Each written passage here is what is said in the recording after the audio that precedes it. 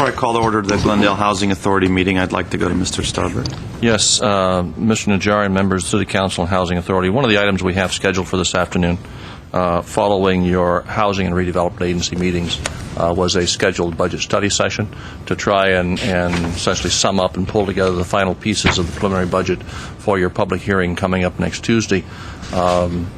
We have not as yet heard nor resolved our discussions with the employee groups, so as yet we don't really have anything new to report to you. So I'm recommending that the matter previously scheduled as a budget study session be taken off calendar, and we'll reschedule that for next Tuesday. Do you need a motion for that, or is that? No. Okay, thank you. I'd like to call to order the Glendale Housing Authority meeting of June 2nd, 2009. May we have the roll call, please? Authority members: Raymond, Friedman, Here. Mincy, Here. Brazian, Here. Quintero, Here. Weaver, Here. Chairman Najarian. Here. May we have your report? Agenda for the June 2nd, 2009 regular meeting of the Glendale Housing Authority was posted on Thursday, May 28, 2009 on the bulletin board outside City Hall. Thank you. The next item, please. Next item is, since there's no minutes for approval at this meeting, would be oral communications. There is one card submitted. Discussion is limited to items not part of this agenda. Each speaker is allowed 5 minutes. Members of the Housing Authority may question or respond to the speaker, but there will be no debate or decision. And the matter may be referred to staff through the Executive Director for investigation and report. I have one card from Herbert Milano.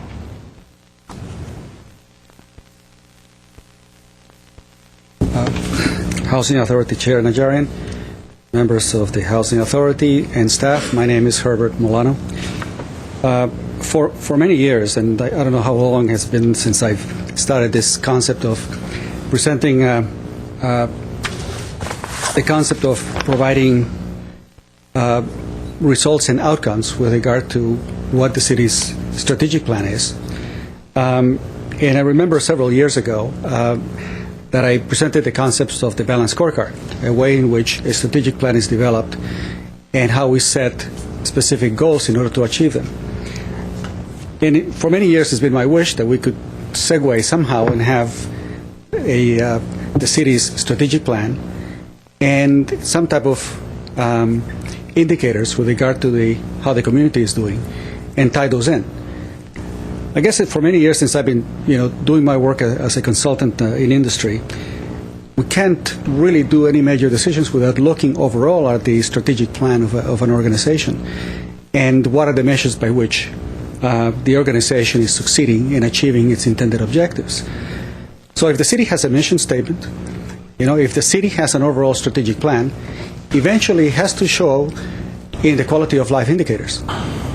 So it has been my hope that we could tie in, for example, how your decisions with regard to, for example, payroll increases impacts the rates of the Glendale Water and Power, and how the rates of the Glendale Water and Power impacts, for example, the school district. The Glendale Unified School District, for example, pays on a yearly basis roughly $4 million in electricity. Of course, it's shared partially with Southern California Edison, but it's a small number relative to the city of Glendale. And the rates that they pay, is at or even higher than what residents pay, which is close to 16 cents per kilowatt hour. So imagine that we were to set, as part of this overall view of how these things link as a system, that we could, in effect, reduce a rate from one government entity, the city of Glendale, to another government entity, the Glendale Unified School District, and reduce the rates to, let's say, 8.5 cents per kilowatt hour. They could save over $1 million. Then the City Council will be in a position to, should we say, influence the outcomes of that and negotiate, say, look, we want more resources for after-school programs. We want more teachers available. I mean, you could hire 15, teachers or more, in order to be able to encourage that. So in a way, there are significant ways in which, by looking at the way one thing that you do in one area, one policy decision affects another one, and how that one eventually winds up. So there's a tie-in between high salaries and what eventually the kids get as resources in the after school. You cannot deny that because the numbers are incredibly large. $4 million is a fairly significant charge for electricity for a public entity such as the school district. And that's why I think that on a monthly basis, I would love to see the Housing Authority take on one issue with regard to the quality of life. Let's say policing and the effectiveness and the budget and so forth, and see how it overall impacts all the other objectives that you would want for the city to improve.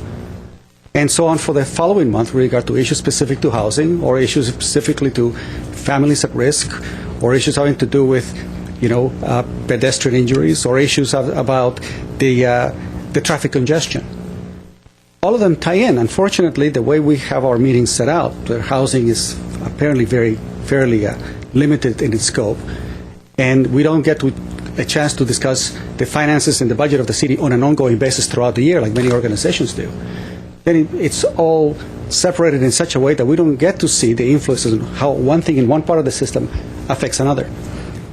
So my presentation really is about encouraging the city to be a little bit more proactive in the way that you ask for the information and how that information should be geared so that at least we know, look, if it's July, we'll be discussing this area, and if it's September, it's going to be such and such. And departments can all prepare with the kind of quality information that allows you to make really wise long-term decisions. Thank you very much. Thank you. I have no other cards. Let's go on to the next item, please.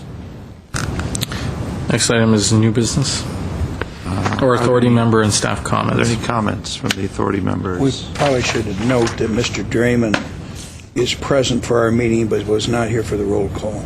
It was noted. I think it was noted, actually. Oh, it was? Thank you. Thank you. Thank you. Any other comments?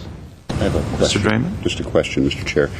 I know I'd asked before. I just want to know where, if we know, in the pipeline, the issue of, I don't know what we're calling it, sort of tandem housing or joint housing or shared senior housing, or that was placed on the agenda in the last term, where it is in terms of being brought forward to us as a presentation. Yes, Chairman Draymond, members of the Housing Authority, we have a report coming to you on June 16th for a shared housing concept. Thank you for the phrase, shared housing. Okay. You're welcome.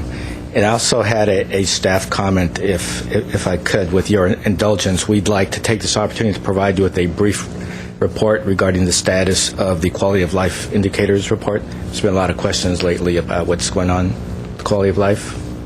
If we could. Can we do that without being agendized? Be very brief. Very brief. Staff comment, but very brief.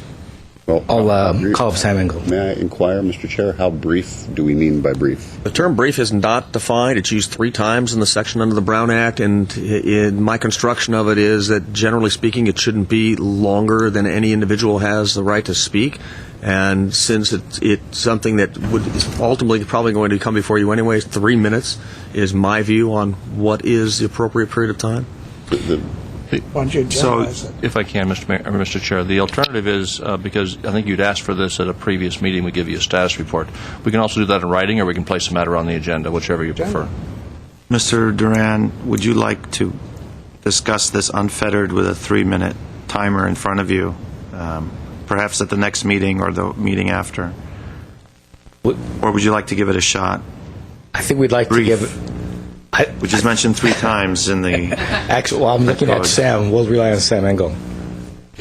Nonetheless, Mr. Chair, I'd like to agendize it because I think it requires more than 3 minutes, and I do think it's appropriate that the public have an opportunity to know we're going to do this to the extent that anybody wants. We were prepared in case it came up. Let me suggest we'll just place the matter on the agenda and bring you a full status report.